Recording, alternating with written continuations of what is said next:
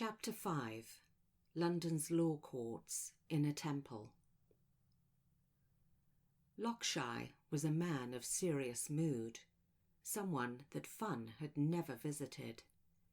He lacked the impassioned oratory essential to a glittering career at the bar. Instead, his meticulous attention to detail had earned him a distinguished position as Queen's Counsel.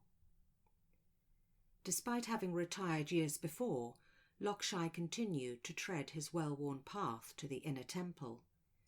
Dressed in the obligatory pinstripe trousers and tailcoat, complete with bowler, umbrella and briefcase, he still felt he could be of service.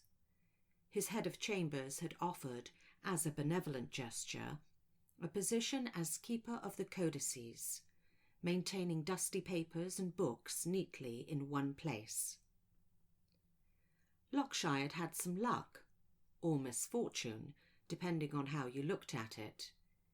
He'd been selected by the Titan organisation from the young halls of academia as the perfect judicious cog. He remained completely ignorant of their influence in his life.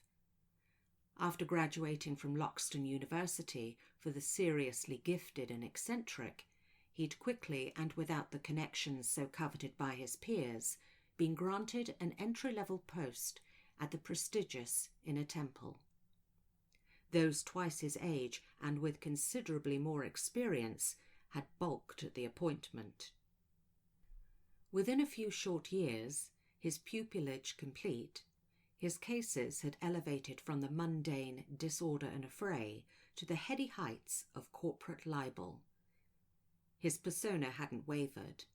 He remained the same studious fellow who had shunned all communication at Loxton. His new post couldn't have been more agreeable to him, and he spent hours in solitary poring over ledgers until the day something extraordinary happened to awaken him to his manipulated life. For many years, points of law he'd lived by had gradually been made redundant, and he'd been reduced to scouring the archives. Recently, he'd been asked to gather documentation for the purchase agreement of a certain piece of land in Devon called Dumpton, on behalf of Paleontology Earth Matters, plc.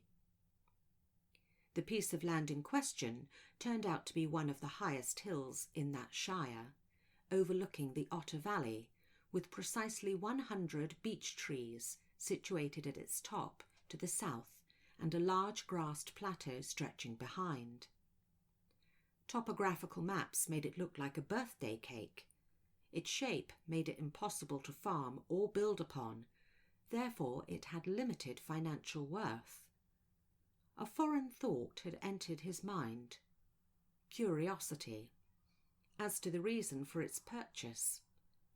Firstly, he needed to establish who the legal owners were.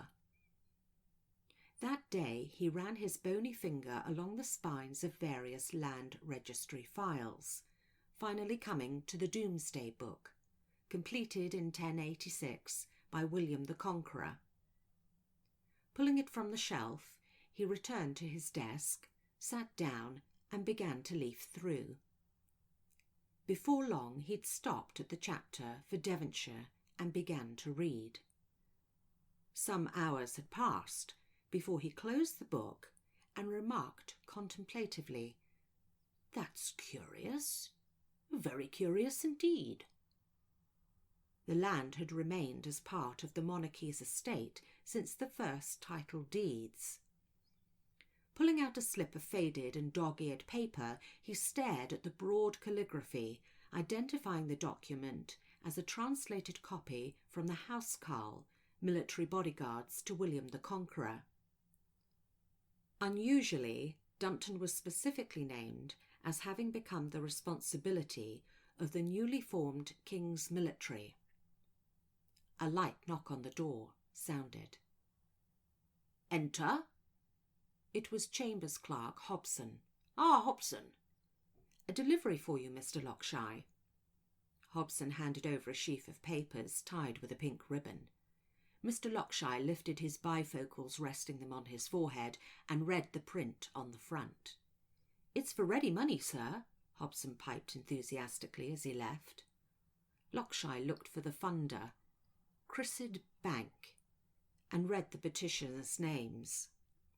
In the High Court of Justice Administrative Court, petition between Paleontology Earth Matters plc buyer and the Prime Minister, first custodian, and Secretary of State for Defence, second custodian. "Well, that's torn it," he stated with finality. He smoothed the brief out on his desk and began to read through it. Fairly straightforward, no surprises. In a nutshell, a bunch of fossil diggers wanted to buy a piece of Ministry of Defence land.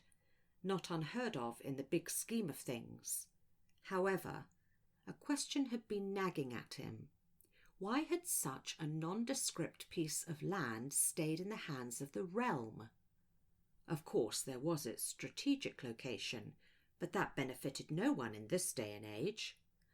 Plus, these fossil diggers were well connected. As he began to fold the brief, he noticed the impression of writing on the back page. Taking a soft nib pencil, he carefully applied strokes across the paper until a name revealed itself. N.A. Pilgrim. A second knock sounded. "Enter." "A gentleman to see you, Mr. Lockshire." "Indeed?" "Father Humendier?" Mr. Lockshire's face looked vacant as he asked, "His card, Hobson?" No, sir, he didn't provide one," Hobson answered apologetically. "I don't know where the age of the gentleman has gone, really I don't," Mr. Lockshire muttered to himself. "Show him in, Hobson, show him in," he waved dismissively. "Right away, Mr. Lockshire," Hobson finished, relieved.